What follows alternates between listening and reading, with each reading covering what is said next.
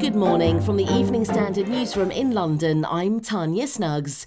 World leaders have been told that COVID vaccines must be shared with poorer nations to prevent richer countries being hit by newly imported deadly variants of coronavirus. Global bodies, along with MPs and peers, warned of fresh lockdowns if people in developing nations do not get a huge increase in jabs. The warnings come as calls grow from experts to postpone England's unlocking on the 21st of June due to fears the Indian variant is fueling a third wave of potentially explosive COVID-19 infections. A 5-month-old baby has become the first patient in England treated with a potentially life-saving drug on the NHS that can prolong the lives of children with spinal muscular atrophy. Arthur Morgan, who was diagnosed with the condition earlier this month, received the one-off gene therapy at a children's hospital in London last month. Until 2 years ago, there were no treatment options available for children with the condition, which is the leading genetic cause of death for children.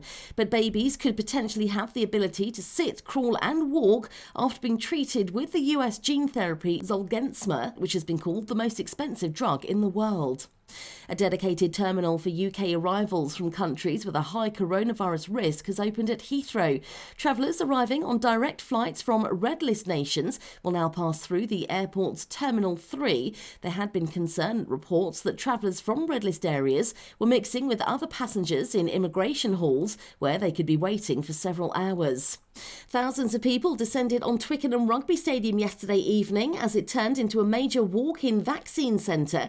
Around 10,000 people received jabs after slots were made available for those in the local area who had not yet been vaccinated. The event, called Let's Tackle COVID, aimed to increase the number of vaccinations as cases of the Indian variant surge in Hounslow in West London.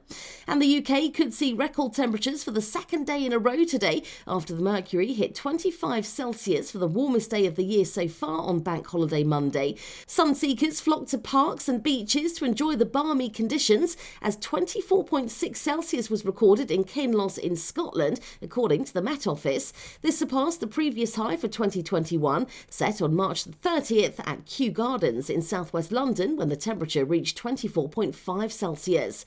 Monday's maximum temperature of 25.1 Celsius was later recorded in another part of Scotland as Britons enjoyed the long weekend and newly restored freedoms following the lifting of many lockdown restrictions. But the 2021 record is unlikely to last long, with highs of 27 Celsius predicted for the first day of meteorological summer today.